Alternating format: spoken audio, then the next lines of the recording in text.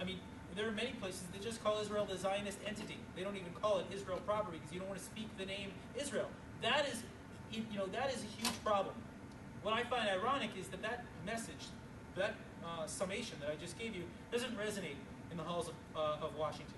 Our decision makers don't want to think about the rejectionist problem as something that will get in the way of peace, which is why I wrote this book. Because I said, okay, you know what, let's say that the Palestinians were willing to accept the state of Israel. You still have a problem beyond that, and that is the fact that we don't even have the most basic building block of a negotiation, and that is to know who the interlocutor is on the other side. We know that it's Bibi on the Israeli side, for now, and then somebody else will follow after because the Israeli political system is such that nobody stays in power for more than a couple of years before getting tossed out another year, and that's just the way Israel works. That's their political system, okay? But we don't even know who Bibi would talk to on the other side. And that is at least something that people can wrap their heads around. Because for whatever reason, the whole rejectionist thing does not resonate.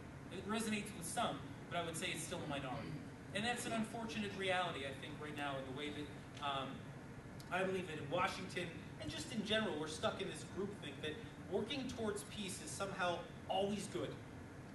Ultimately, I think we saw it in 2000 with the Camp David Accords. I think we've seen it numerous times, that trying to push for peace when the conditions are not right may not be good at all. In fact, it may make things worse.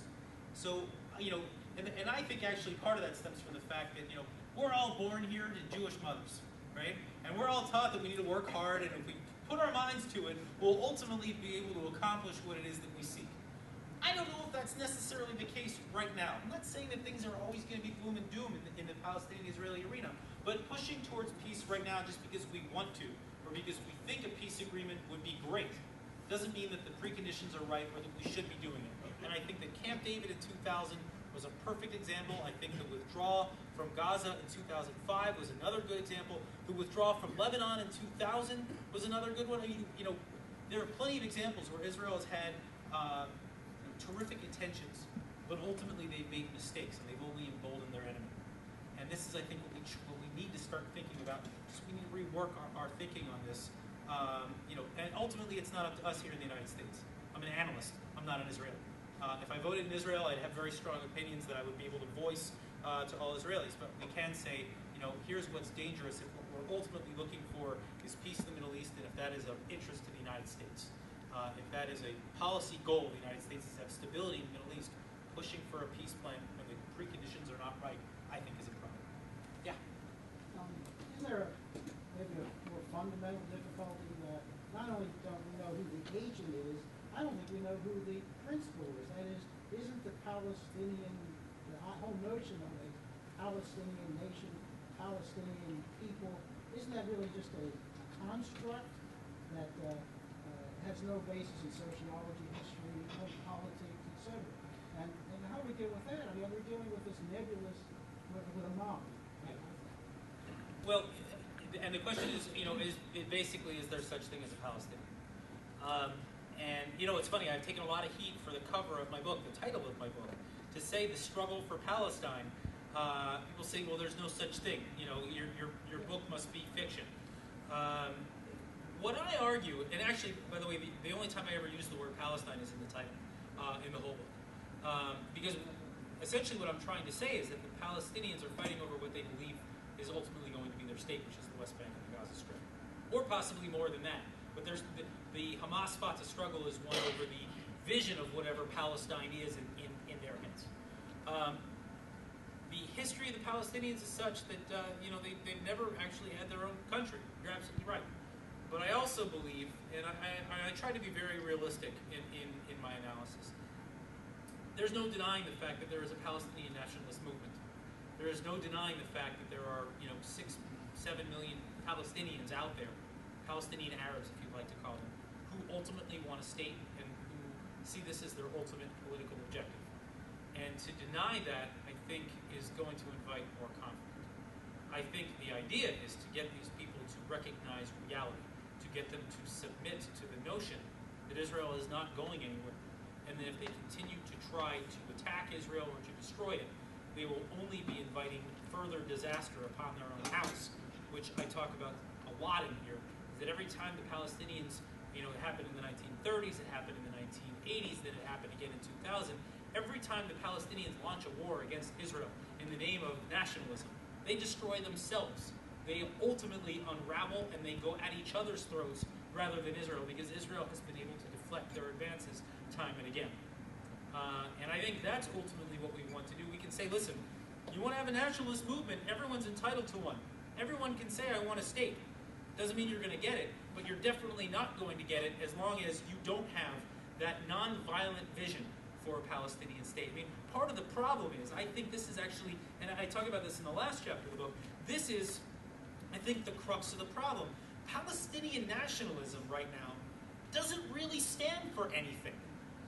What it does is actually, you know, when you hear people talk about Palestinian nationalism, it actually really means the destruction of the state of Israel.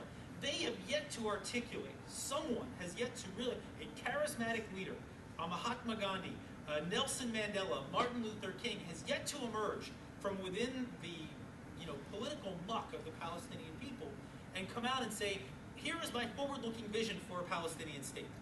When that happens, and there is a nucleus of Palestinian support behind that person, I think a lot of people in this room, a lot of people around the world would say, okay, now I'm ready to talk about this. But right now, the problem is we don't have that.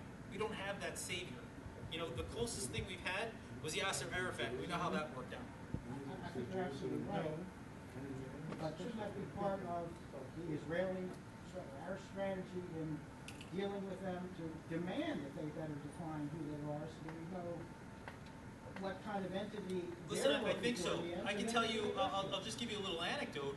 I was on a panel with the Consul General of Israel for, let's just say, one of the major cities in the United States. And I talked very openly about how I thought that the Fatah faction was a dangerous faction because it still controlled the Al-Aqsa Martyrs Brigade, which is a terrorist organization on our foreign terrorist list by the State Department.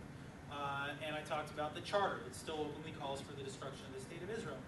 And my comments got a lot of support in the audience. But when it was all over, the Consul General came up to me and he said, what are you doing to us? You want to make it so that we don't have anybody to talk to?